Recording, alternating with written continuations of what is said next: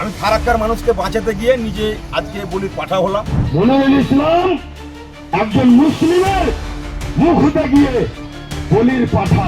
আগামী চারে যে মে ভোট ঘোষণা হবে তখন বুঝতে পারবেন ফারাক্কার মানুষের হৃদয়ে আমি আছি। আগামী দিনে আমি প্রতিদিন ফারাক্কা থেকে পড়ছি। প্রথমেই মাহে রমজান মাসের আমাদের সিয়াম পালন চলছে মুসলিম ধর্মের মানুষের।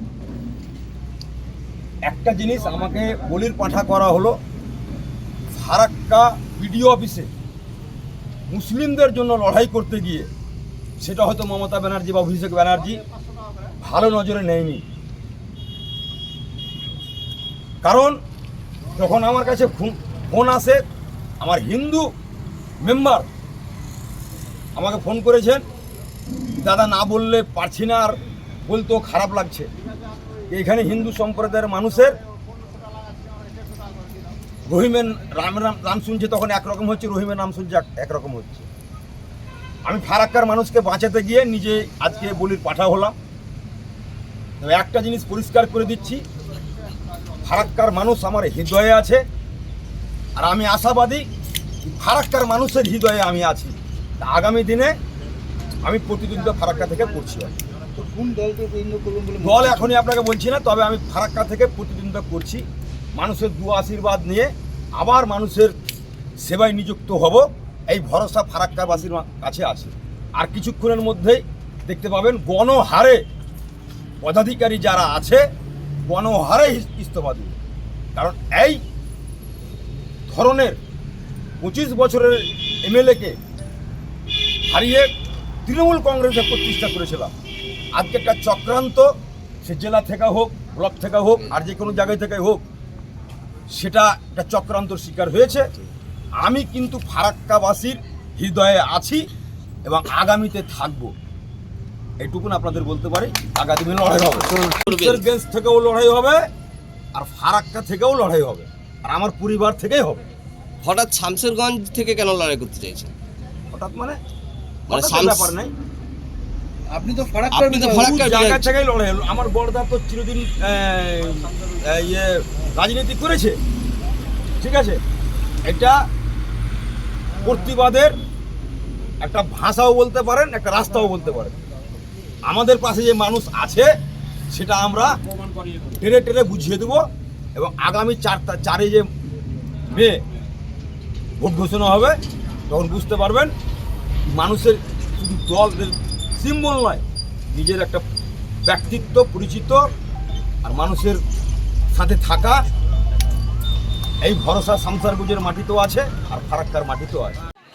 মুসলিমদের জন্য লড়াই করতে গিয়ে মমতা ব্যানার্জি এটা ভালোভাবে নেয়নি। যদি ফারাক্কার মানুষ চাই তাহলে আমি নির্দল থেকে জানাতে চাই, নির্দল থেকে জানাতে চাই। কারণ মুসলমানের জন্য আমি প্রাণ দিব, রক্ত দিব, জীবন পর্যন্ত দিতে আমি রাজি আছি।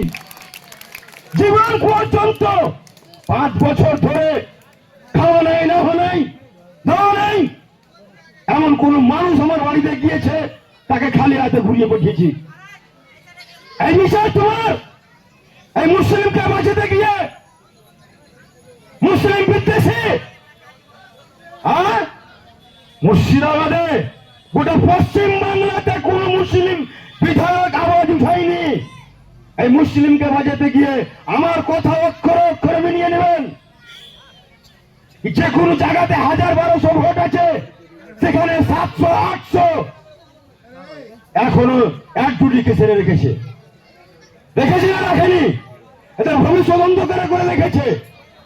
আর আজকে মনিরুল ইসলাম একজন মুসলিমের মুখ হতে গিয়ে বলির পাঠা। তো যদি আপনারা যদি সঙ্গে থাকেন, জনগণ শেষ কথা বলে, উনারা তো বলেন জনগণ শেষ কথা বলে, জনগণ শেষ কথা বলে, গণতন্ত্রে জনগণই শেষ কথা বলবে। আপনারা যদি আমাকে উৎসাহ দেন, আগামী দিনে আমি ইন্ডিপেন্ডেন্স লড়াইতে গিয়ে আমি আমার একটা দেখিয়ে দিতে চাই কি ফারাক্কাবাসীর মানুষ আমার হৃদয়ে আছে, আমি উনাদের হৃদয়ে আছি। এই কথাগুলো আমি বলছি। যদি আপনারা অনুমতি দেন, তো আপনারা যদি অনুমতি দেন তাহলে আমি ইন্ডিপেন্ডেন্স নির্দল থেকে দাঁড়িয়ে আমি একটা সজোর একটা গালে থাপ্পড় মারবো। কারণ মুসলিমের মুখ হয়ে আমি দাঁড়িয়েছিলাম।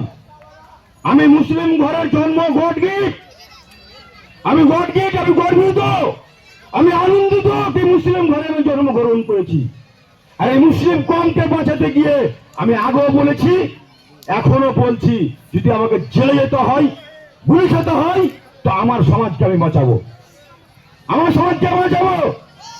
কারণ যে আমরা মরতে শিখেছি কিন্তু মাথা নত করতে শিখিনি, একমাত্র আল্লাহর কাছে, খোদার কাছে আমরা মাথা নত করি। যাই হোক, টাইম হয়ে গেছে, হয়তো এখন 6-7 মিনিট টাইম আছে। যা করা হয়েছে আমি যেটা বুঝতে পারছি, আমার কাছে কাল মানে বিডিও অফিসের আন্দোলনটাই হচ্ছে কাল। বিডিও অফিসের ওই যে রাম আর রহিম বলেছিলাম, এই রাম আর রহিমে, আরে আমার মতন বুকের পাটা রাখতে হবে। আমি দল করতে গেছি, তোমার কাছে মাথা বিক্রি করতে যাইনি। দল করতে গেছি, তোমার কাছে মাথা বিক্রি করতে যাইনি। যেটা বাস্তব, আমি 2 মাস আগে বলেছি, আজকে আপনি মিলিয়ে নেবেন যে হ্যাঁ ওটা ঘটেছে কি না ঘটেছে, অক্ষরে অক্ষরে মিলিয়ে নেবেন আপনি। আমি বুকের পাটা রেখেছিলাম বলে আমি বলতে গিয়েছিলাম, আর আজকে বলির পাঠা করা হলো। তো যাই হোক, গণতন্ত্রে মানুষই শেষ কথা বলে, জনগণই শেষ কথা বলেন। আপনারা যদি আমাকে উৎসাহ দেন, ভোটে দাঁড়াতে বলেন, তাহলে আমি নির্দল থেকে দাঁড়িয়ে পাস করে দেখাবো ইনশাআল্লাহ। সকলে ভালো থাকবেন, সুস্থ থাকবেন। আসসালামু আলাইকুম ওয়া রাহমাতুল্লাহি ওয়া বারাকাতুহু। আরো ভালো ভালো খবর দেখতে সাবস্ক্রাইব করুন বাংলা হান্টের ইউটিউব চ্যানেল। বাংলা হান্টের আরো খবর দেখতে নজর রাখুন। বাংলা খবর মানেই বাংলা হান্ট।